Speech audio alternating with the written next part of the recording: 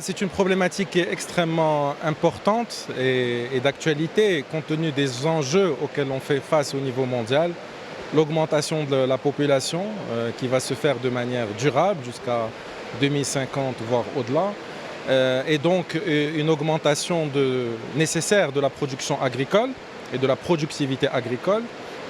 Et également les enjeux climatiques auxquels l'ensemble du continent fait face et un certain nombre de régions dans le monde. Donc nous pensons que l'Afrique constitue une part de la solution à cette problématique d'augmentation de la production agricole. Nous sommes convaincus de cela.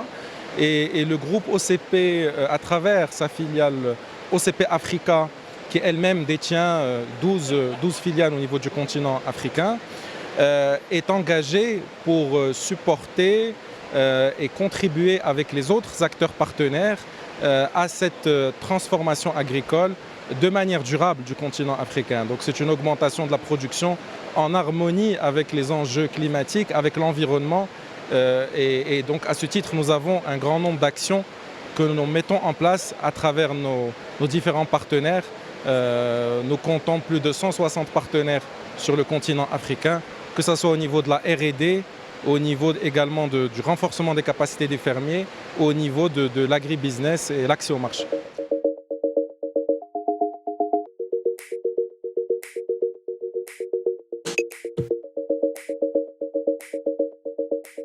Nous avons, comme je vous l'ai dit, une action structurelle pour accompagner le développement agricole au niveau du continent. Effectivement, du fait de la situation d'urgence qui a eu lieu notamment l'année dernière, à partir de l'année dernière, sur la sécurité alimentaire, nous nous sommes également mobilisés pour répondre à cette situation d'urgence, notamment, donc à titre illustratif, en mettant à disposition 550 000 tonnes d'engrais entre des donations et des discounts sur une vingtaine de pays au niveau du continent africain. Donc ça, c'était pour répondre à la situation d'urgence et c'est une action qui est importante au niveau mondial et qui est également accompagnée, qui ne vient pas juste par une action de support en termes de sécurisation d'intrants, mais qui est accompagnée par tous ces dispositifs de formation, d'accompagnement des fermiers, de renforcement de leurs capacités, de facilitation de leur accès au marché.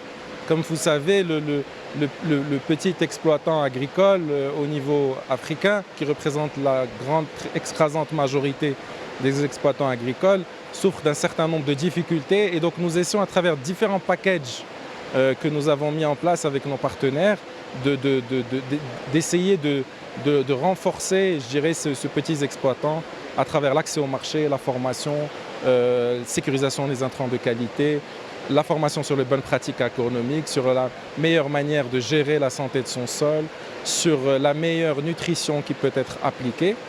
Et je dirais aussi, donc, en termes d'actions structurantes, nous investissons beaucoup dans ce qu'on appelle la customisation, c'est-à-dire fournir des engrais adaptés aux besoins des différents sols et cultures. Et à ce titre, nous avons développé une cartographie des sols au niveau continental qui s'est faite sur plus de 50 millions d'hectares et qui va nous améliorer la connaissance des sols de ces différentes localités sur le continent et derrière pouvoir produire des fertilisants équilibrés, customisés, qui vont améliorer le rendement agricole et l'efficience de l'utilisation des engrais.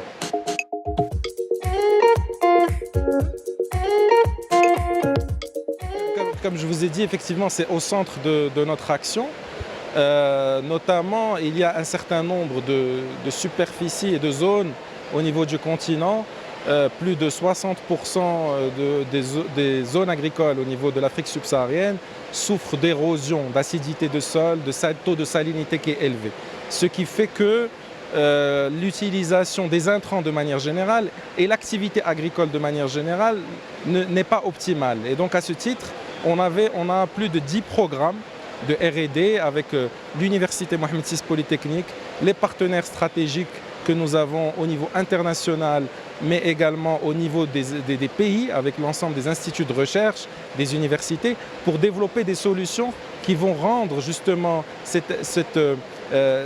améliorer la santé des sols et permettre un pilotage et un monitoring de la santé des sols pour que l'utilisation des intrants et que l'activité agricole soit plus efficiente. Et donc ça se fait également dans un contexte aussi où un certain nombre de sols vont souffrir aussi des changements climatiques et de l'impact des changements climatiques.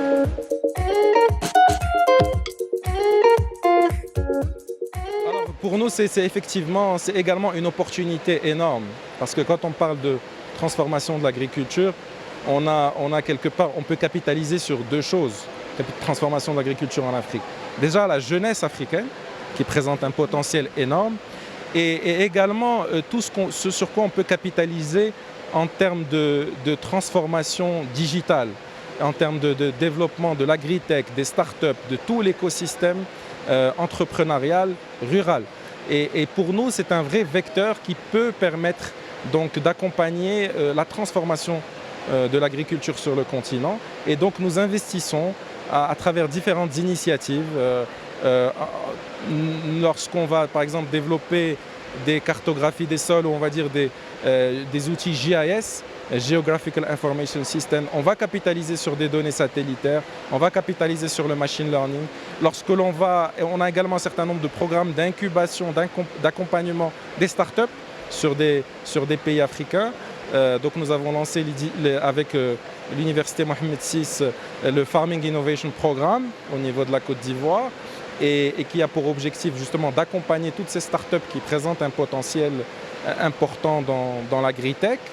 Et puis nous investissons aussi dans notre propre plateforme digitale qui est la plateforme Udongo, qui est une plateforme farmer-centrique qui est pour les petits exploitants, qui a pour objectif de mieux les intégrer avec à la fois les fournisseurs d'intrants, mais également le marché et également leur mettre à disposition un certain nombre de conseils agronomiques qui soient au plus proche de ces petits exploitants agricoles. Pour suivre toute l'actualité d'EcoActu.ma, inscrivez-vous sur notre chaîne YouTube et rejoignez notre communauté sur Facebook et sur les autres réseaux sociaux.